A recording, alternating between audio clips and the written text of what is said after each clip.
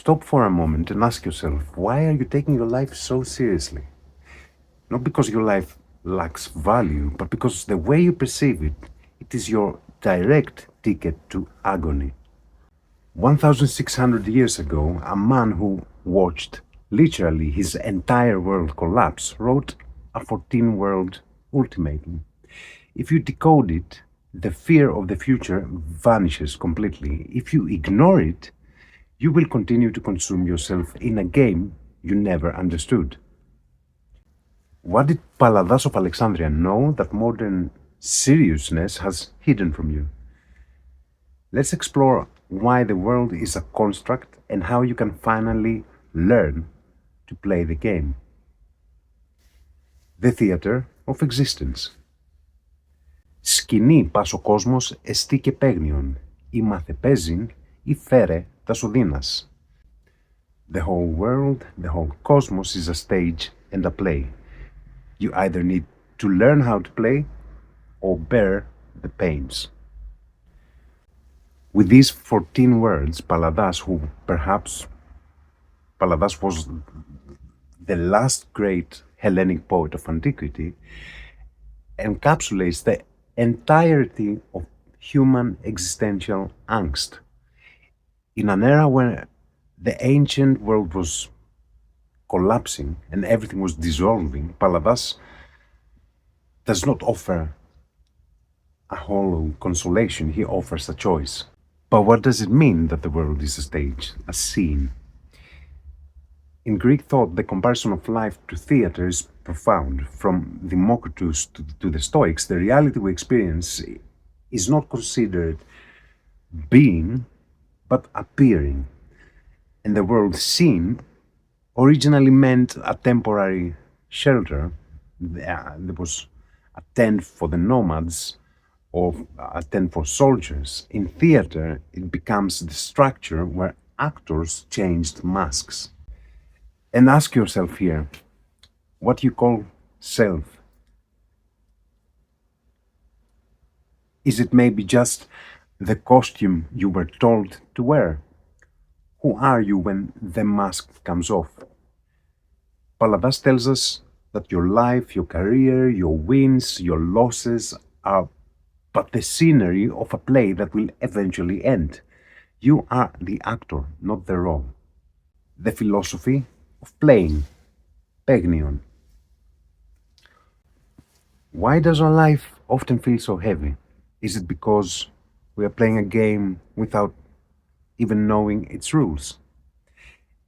And here we move to the key word he's using, which is Paignion, playing, a game. For the modern man, play is something secondary or even non-existent.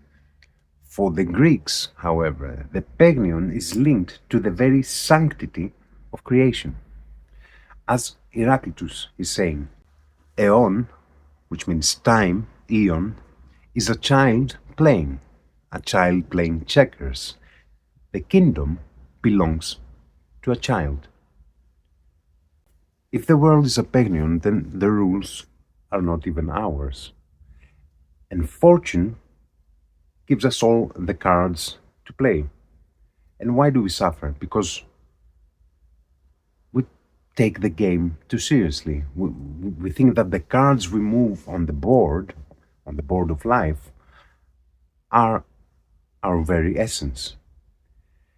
Palladas essentially tells us that freedom begins the moment you realize the lightness and plasticity of things. If the world is ultimately a game of the gods or of nature, then the only serious stance is the knowledge of its rules. Either learn to play, μάθε παίζειν. Observation. Here Palladas issues us an ultimatum. There's no middle ground. You will either become a master or a victim of the circumstances. And here comes the imperative he's using, ή μάθε παίζειν. The verb manthano, which is to learn, requires effort, and playing life correctly, it's not based on instinct, it's an art. As Epictetus says, remember that you are an actor in a drama. And then he carries on saying that if the script wants you a beggar, play the beggar perfectly. I'm in this situation, what do I do with myself? If it wants you a ruler, play the ruler.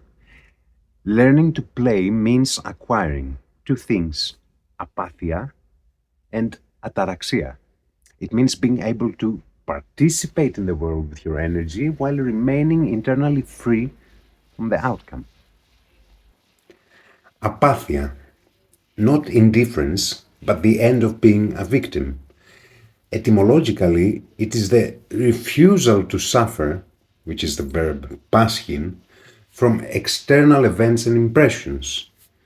In the stage of life, apatheia is the power to remain an active force instead of a reactive object.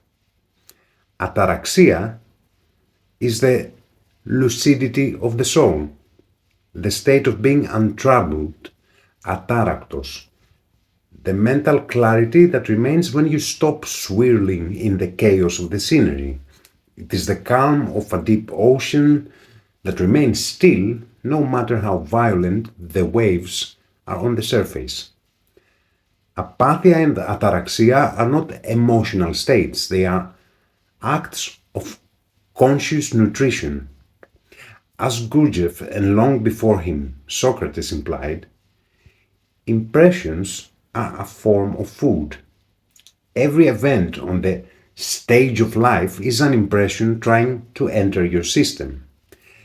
The secret of the master player isn't just moving the source of joy or sorrow from the outside to the inside. It is the conscious decision of what you allow to feed you. Apatheia is your spiritual filter. It is the realization that you don't have to digest every tragedy, every fear, or every provocation the scenery throws at you. Ataraxia is the result of this conscious metabolism. It is the clarity that comes when you stop poisoning your inner world with the chaotic impressions of the stage. And the shift of the game starts here. You are no longer a passive consumer. You become the conscious filter of your reality. You decide which impressions will become your strength and which will be left at the stage door. Do not let the scenery feed on you. Choose what feeds your being. The player who fears losing has already lost the very enjoyment of the game. So Palladas urges us to become the virtuosos of the moment, wearing our persona, our status, our name, with the full awareness that it is borrowed.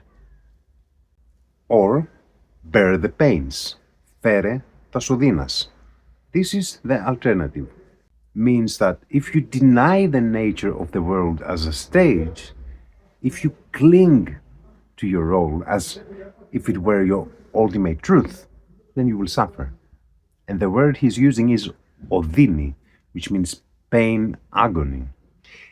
And odini is etymologically linked to consumption, something that eats away at you slowly, and comes from the verb edo, which is to eat, to consume, as in something edible.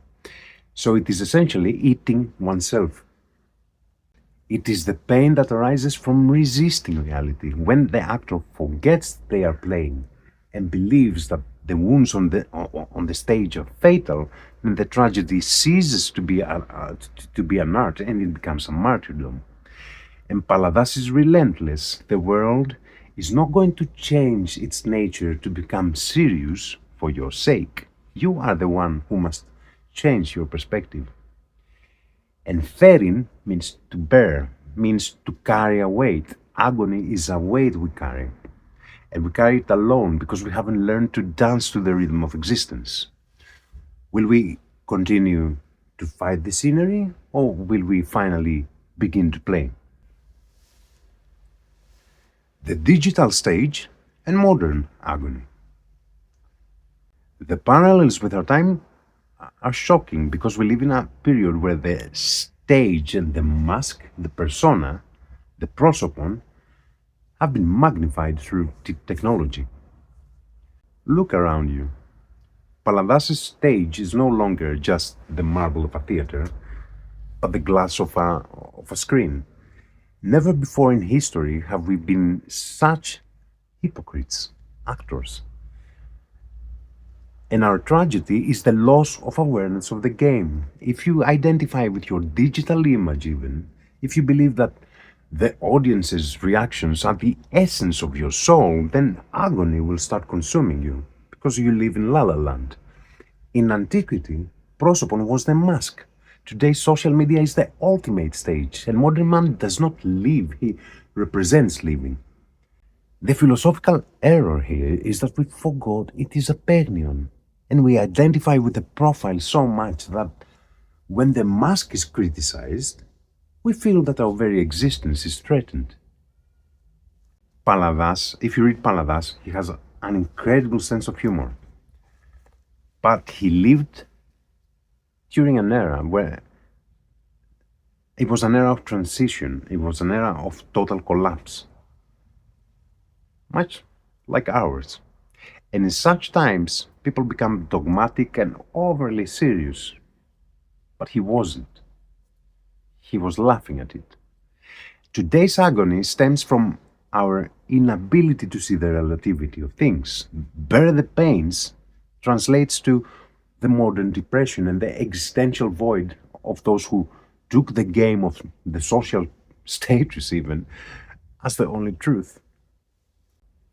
In a world that demands you to be productive, serious, and constantly stressed out, learning to play is a revolutionary act. Play requires freedom. A slave does not play, he only executes. To play with life means you reclaim sovereignty over yourself against all external conditions. They stop affecting you. The architecture of illusion. Why a construction? To answer why the world is considered a construction or a skenography, we must understand the Greek worldview that separates being from becoming. Our world is a world of becoming. Of becoming what? Being. Modern science is beginning to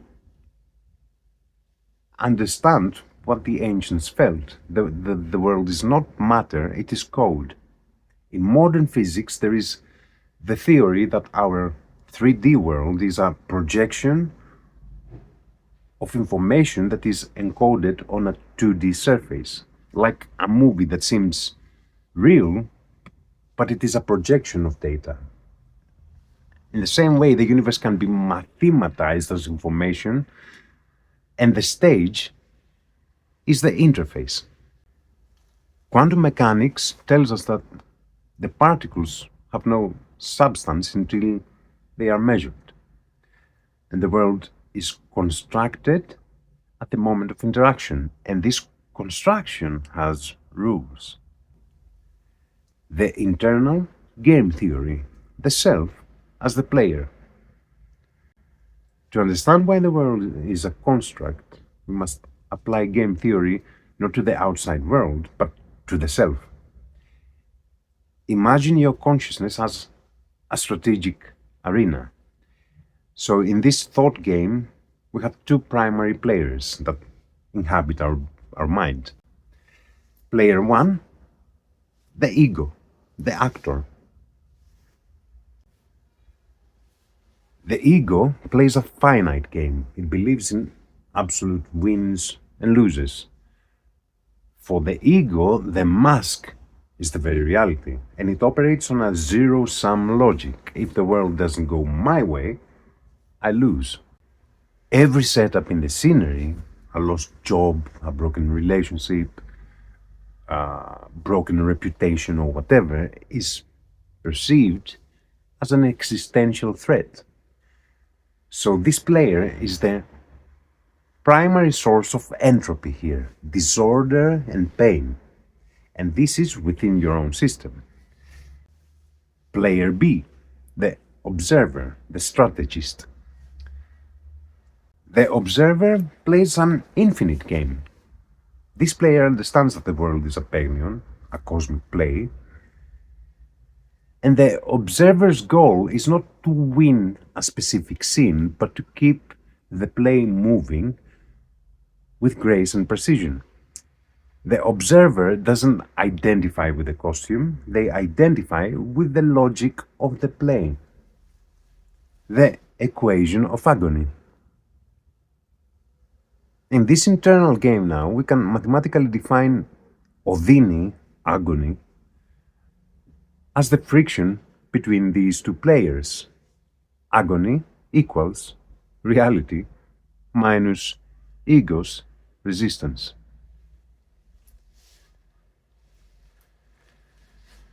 When the ego gives infinite weight to a contemporary variable, like a social status or a specific outcome, any change in that variable shatters the whole equation, and this is a mathematical error.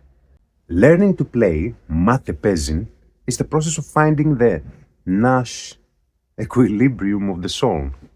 In game theory, this is the state where no player can benefit by changing their strategy while the others keep theirs unchanged. For the human spirit, the Nash equilibrium is reached when the observer trains the ego to stop fighting the scenery. You accept the moves of the universe, fate, and necessity, and respond with the most effective, composed strategy possible. You stop being a pawn moved by fear and become the player who moves with the flow of data. The strategy of the virtuoso. If you have an infinite game, the purpose is to continue the play. If the stage presents you with a tragedy, you play the tragic hero with such perfection that the tragedy becomes a masterpiece. If the stage presents you with a comedy, then you play the fool with total freedom. This shift is ontological. You no longer play for the result, you play for the quality of the performance. When you lower the coefficient of seriousness of your persona, the internal friction vanishes and the system's entropy drops to zero. This is kind of what the ancients called ataraxia. It is not the absence of action, it is the optimization of action. We often think that to be serious is to be responsible, and Palladas warns us that this is the trap. Seriousness is the mask of a slave. The free human is the one who has mastered the art of play. By applying the logic of the internal game, you realize that you are not the victim of the performance, you are the field upon the performance occurs. The pain, the odinas, are merely the heat generated by your own internal friction. So stop fighting the script and become the master of the game. The return to mathematical logos. For the ancient Greeks, from Pythagoras to the Neoplatonists, mathematics was the ontological backbone of the world. It wasn't numbers on paper, it was the movement of being. For Pythagoras, number is not how much, but what kind. The monad is the source, the center. The dyad is movement, polarity. It is the very first stage where conflict is born, relation is born. And the triad is the synthesis, the resolution of the drama. The world is a Paignion because it is a harmony, and the word harmony comes from ararisko, to fit together. And if you do not know the mathematics of the movement, you will play wrong notes and you will suffer. In ancient Greek thought, geometry was not something static. The circle is the perfect movement of the mind, while the straight line is the movement of matter that decays. The universe is geometrized constantly. Agony is mathematically an asymmetry.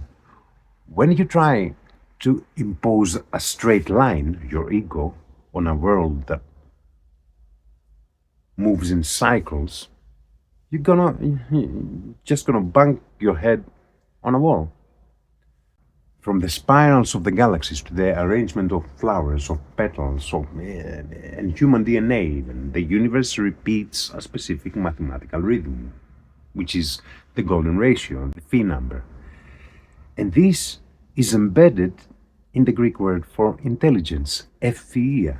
It comes from F, which means well proportioned. It actually implies the golden ratio, and Theo, which is to grow in a dark and moist environment. Welcome to planet Earth. Essentially, it means growing well. If you do not grow according to the correct proportions, you will crash. You will crash, not the universe. Agony arises when we try to live outside the golden ratio, outside of the ratio of the measure, of the metron, of proper analogy, proper form, and proper logos. Motion, the actuality of potentiality. In the Hellenic tradition, being is never a static thing, but a constant becoming, and the verb imi, which is to be, is organically linked to gignome, which is to become, and here our world is the world of the gigneste, of becoming. As Aristotle says, η κίνηση εστίν εντελέχεια του δυνάμει όντως ή τιούτων. Motion is the self-actualizing power of being as it transitions from what it could be to what it is. Motion, kinesis, is not just moving objects in space, it is the very manifestation of life. And here lies the radical difference with modern thought. Modern physics sees motion mechanically, bodies moving in a vacuum, and humans as chemical compounds, but Hellenic thought sees motion ontologically, how being unfolds into form. Whatever does not move from within itself is not truly alive. It is a machine. Modernity studies objects. Greek philosophy studies movements of consciousness and modes of becoming. And this is what was lost when the West turned the world from a living becoming into a dead mechanism. The next time you feel the weight of the world crushing you, just remember Palladas. Mathematics is not the way to measure the world. It is the way the world defines itself. And agony is the resistance of the unit to the whole. To learn to play means to become the mathematician of your own existence. Palladas gave us the ultimatum. Pythagoras revealed the obstacle. Freedom is not found in changing the scenery, but in liberating the player from their own drama. It is impossible for a man to be free who is a slave to his passions. Pythagoras. Will you continue to serve your role, or will you choose to be free?